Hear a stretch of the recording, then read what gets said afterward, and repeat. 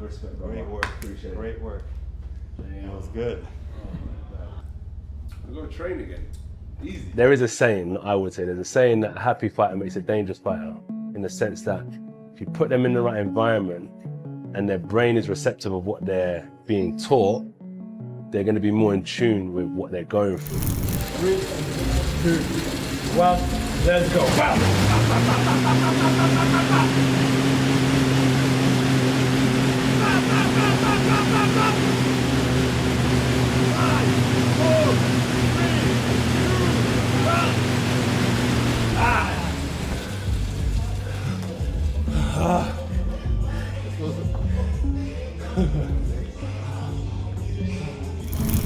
So I'm actually like, give me more, give me more, give me more. That's his mindset in everything he does, whether it's training, whether it's work, whether it's helping other people.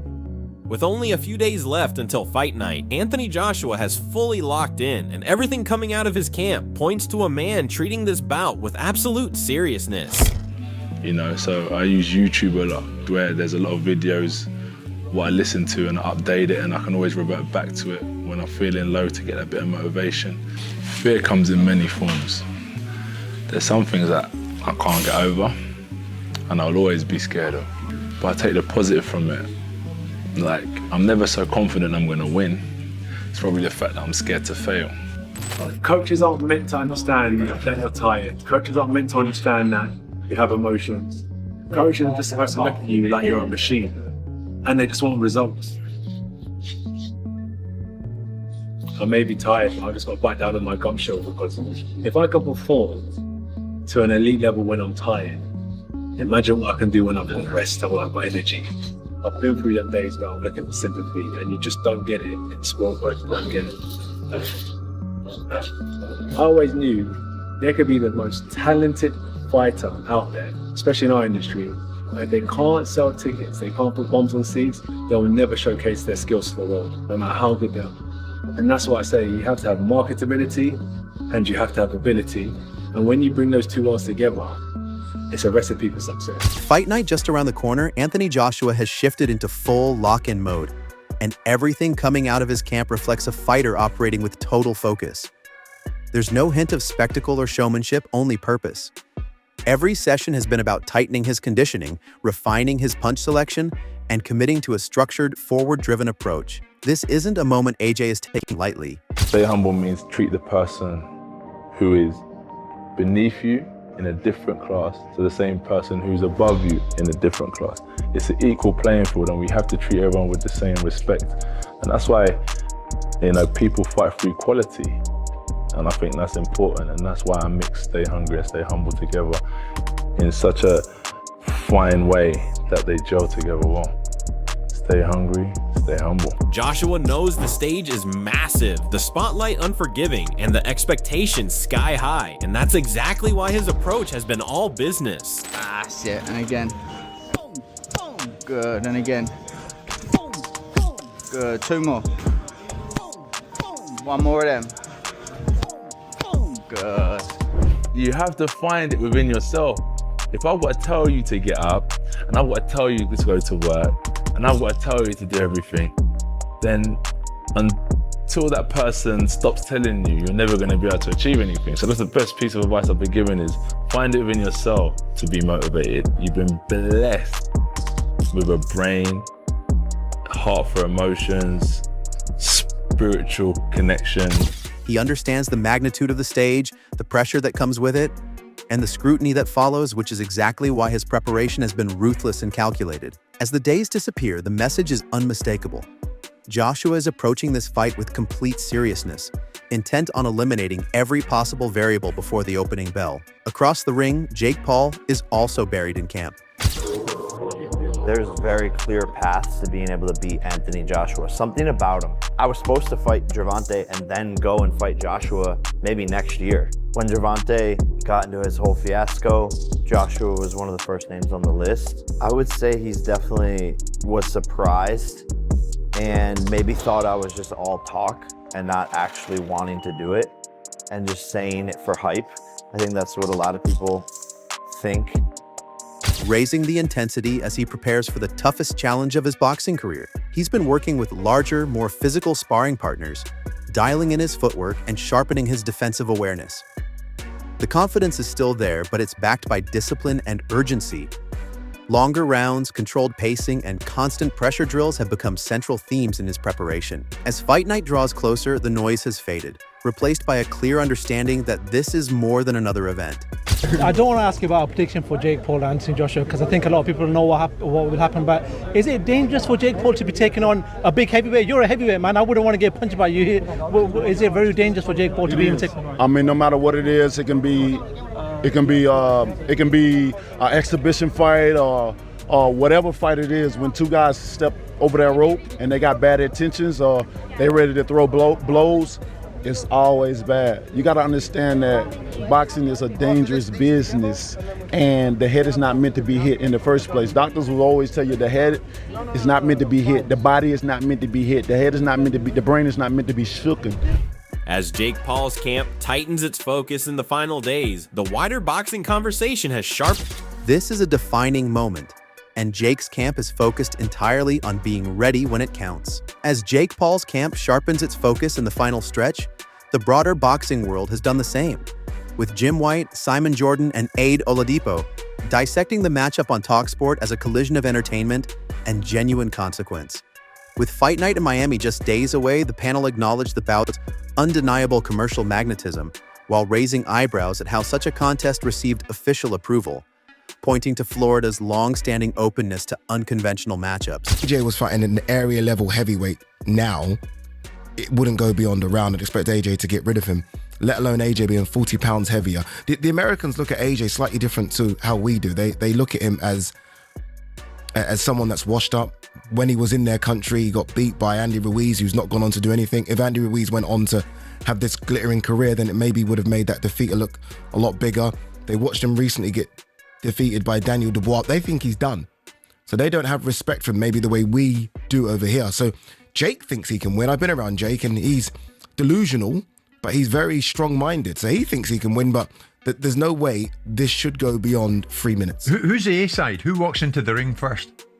AJ walks into the ring first, so Jake Paul's the A side. Jordan was particularly firm in his assessment, suggesting Paul's relevance is driven more by market power than boxing credentials, emphasizing that while Paul excels at attracting attention and revenue, the sporting distance between him and a former unified heavyweight champion remains enormous. White steered the conversation toward the financial logic behind the fight, explaining why elite names are willing to engage in these events, while Oladipo added balance by crediting Paul for expanding boxing's reach through modern promotion and digital platforms. Despite differing angles, all three agreed on one thing: this is not a harmless exhibition. The risks are real, and if Joshua fails to make a clear statement, it could complicate carefully planned future paths. From their perspective, behemoths involved here. How is Jake Paul a behemoth? He's a behemoth in terms of his following and in terms of the pulling power he has. He's now, whether hardcore boxing fans want to admit this, he's one of the faces of boxing. And that's saying something. Like, the amount of people that put their hands up to want to fight Jake Paul when they realized the Gervonta Davis fight weren't happening. He can, like, Alexander Usyk says he wants to fight him. Yeah, like that's the one of the biggest names in the sport. There aren't that many people. You love this sport, Addy, and you love working in it. Is it an uncomfortable truth, if you like, that Jake Paul is part of the top flight boxing scene? And likely from much of the audience, the curiosity factor will fuel massive interest. But once the bell sounds, boxing's established order is expected to prevail. Building on that TalkSport debate, attention quickly shifted to reactions from fighters themselves, with Michael Bisping offering one of the most pointed responses. Addressing the growing wave of predictions favoring Jake Paul, Bisping made it clear he finds the idea of Anthony Joshua being knocked out by a YouTuber-turned-boxer hard to take seriously, even while admitting how bizarre it is that the fight exists at all. He referenced comments from figures like Tyson Fury, who publicly claimed he would pick Paul to score a knockout, and Demetrius Mighty Mouse Johnson. Tyson Fury, a tremendous world champion, one of the best boxers of his generation. Apparently, and I don't know if he's serious, but he says that he put £1 million on Jake Paul to knock out Anthony Joshua. Seriously? Jake Paul chins AJ, yes, they fight. Are you serious? 100%. If they fight, I'm putting £1 million on Jake Paul. Now, we know, first of all, that Tyson Fury doesn't really like Anthony Joshua. So maybe he's just saying that. Maybe he's talking shit. Or has he really put £1 million on? Because if he has, I want to see that betting slip. And could you imagine if it came in? I don't know what the odds on Jake Paul knocking him out are, but they're going to be pretty big. Who suggested Joshua's previous stoppage losses expose a weakness. For Bisping, those arguments don't hold up when measured against Joshua's Olympic background, championship resume, and years of competing at the highest level of the heavyweight division. While he acknowledged that Paul has improved, possesses real power, and deserves respect for taking on dangerous challenges, Bisping framed the surge of confidence around Paul as more indicative of a warped modern narrative than any true. Anthony Joshua to have to dance around the ring, get on his bike, play cat and mouse, dancing around, picking shots and stick and move. No way. Remember what Anthony Joshua did to Francis Ngannou in Saudi Arabia? He stood there, toe to toe, waited for the opening, threw a right hand. It was like absolute lightning and the power was crippling. Every single right hand that Anthony Joshua threw, he dropped Francis Ngannou, who is a gigantic human being who does have truly one-punch knockout power, as we know. I need to knock him out. I like that. So Mighty Mouse, love you, bro, but what on earth are you talking about? Shift in competitive reality.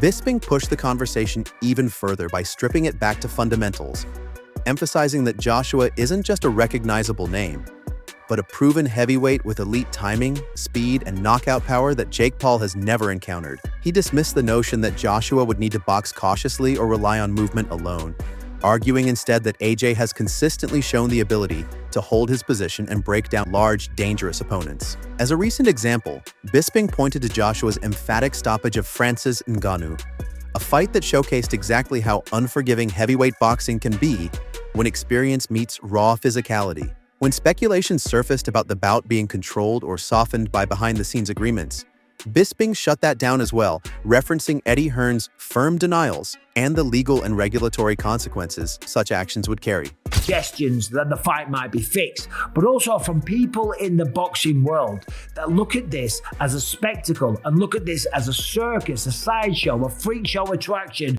and also something that is extremely dangerous. Because if this is a real fight, and apparently it is, so we'll go with that, there's a very good chance that somebody gets hurt. And I'm sorry to say, because I love Mighty Mouse, it ain't going to be Anthony Joshua. I mean, we seen the Mike Tyson. That was all fun. That was cute. You know what I'm saying? It's fun and games and stuff. But now you're dealing with a real professional, you know. And so we'll see how it ends up you know, like I said. From his viewpoint, the conclusion was straightforward.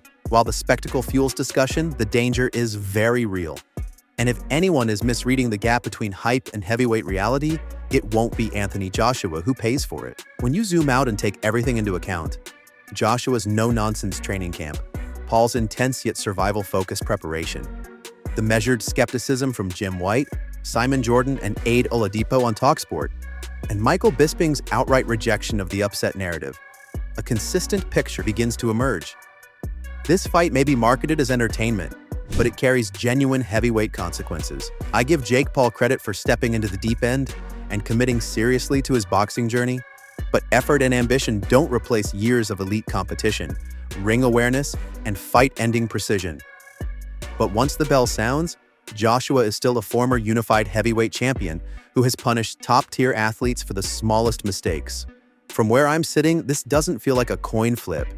It feels like a question of how long Paul can manage the danger before heavyweight reality asserts itself. My call is Anthony Joshua by early stoppage, not as a slight on Jake's courage, but as a reminder that boxing enforces its hierarchy quickly and without mercy. When it's all said and done, this matchup lives at the crossroads of ambition, commerce, and heavyweight truth. Anthony Joshua is treating this like a legitimate professional assignment.